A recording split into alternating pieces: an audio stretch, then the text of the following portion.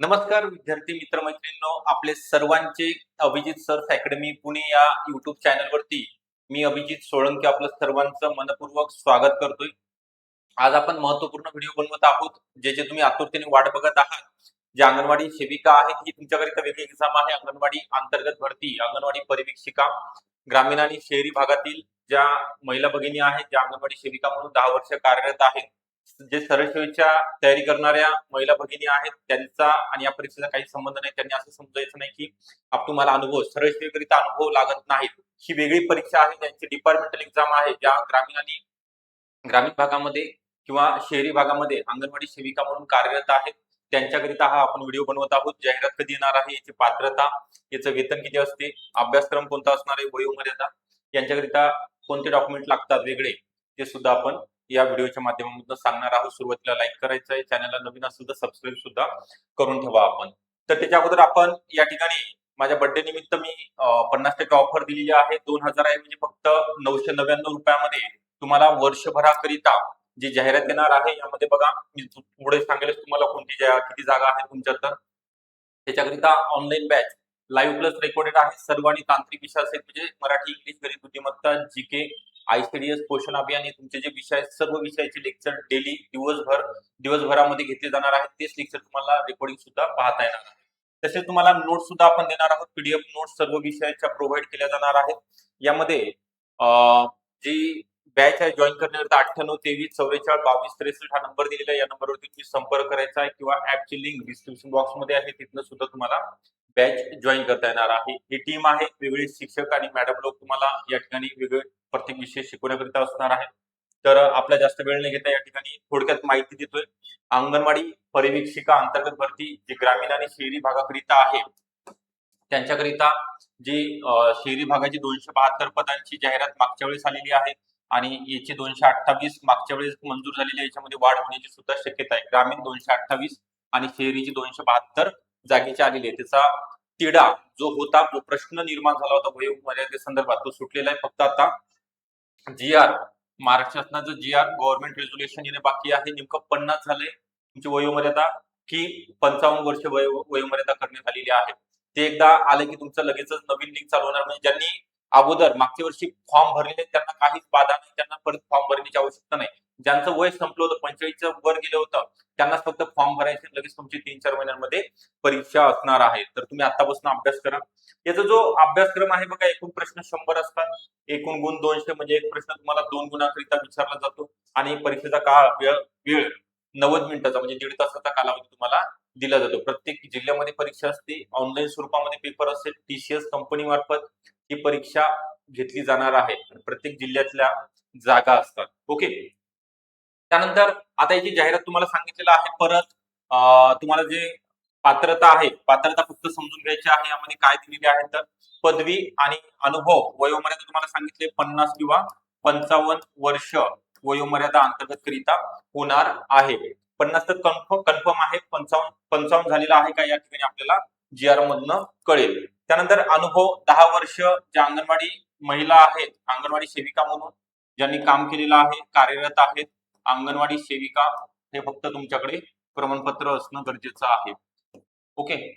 पदवी आणि अंगणवाडी सेविका, तुम्हाला एमएससीआयटी ची आवश्यकता नाही. एमएससीआयटी मध्ये सूट देण्यात आलेली आहे. 2 वर्षानंतर तुम्हाला लागल्यानंतर तो प्रमाणपत्र सबमिट करायचा आहे. 10वीला मराठी विषय नसेल तरी चालेल. जे तुमचे प्रश्न होते मागच्या वर्षी, ते मागच्या वर्षी सॉल्व्ह झालेले आहेत. डिपार्टमेंटल एक्झाम संदर्भात आपण माहिती देत आहोत. ओके. मी म्हटलेलं आहे या म्हणजे जून महिन्यापर्यंत जीआर प्रसिद्ध होईल, 15 तारखेपर्यंत, आणि तिथनं पुढं तुमचं परत एकदा नवीन फॉर्म भरण्याकरिता शहरी भागाकरिता नवीन लिंक ओपन होईल आणि ग्रामीण भागाची जुलैमध्ये जाहिरात प्रसिद्ध होईल. 228 प्लस जागा या ठिकाणी असणार आहेत. बऱ्याच वर्षानंतर ही जाहिरात प्रसिद्ध होणार आहे.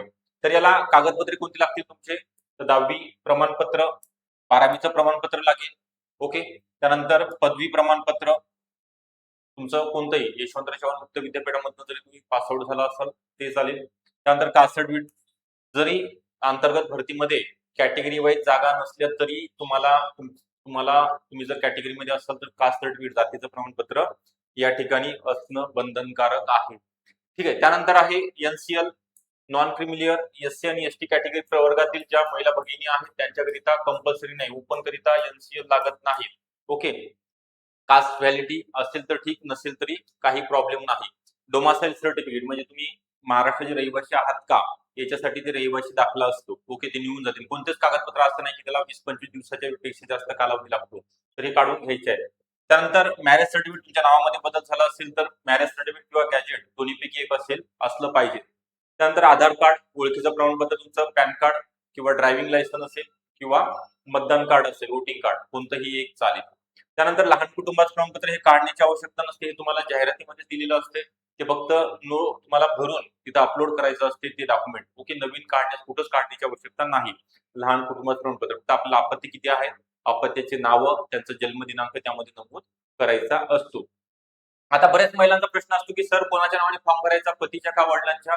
तर मी जे दिलेलं आहे ऑथेंटिक, जर मॅरेज सर्टिफिकेट तुमच्याकडे असेल तर वडिलांच्या नावाने, आणि जर गॅजेट तुम्ही काढलेलं असेल तर तुमच्या पतीच्या नावाने, मिस्टरांच्या नावाने हा फॉर्म भरता येतो. ओके, चला आता आपल्याला अभ्यासक्रम बघायचा आहे. या ठिकाणी काय काय दिलेलं आहे, यामध्ये तुम्हाला मराठी व्याकरण 20 प्रश्न आहेत मराठी व्याकरणचे. ओके, 20 प्रश्न 40 गुण. त्यानंतर इंग्लिश ग्रामर 10 प्रश्न आहेत. ओके, काही अवघड नाही, 10 प्रश्न आहेत ज्या कमी आहेत.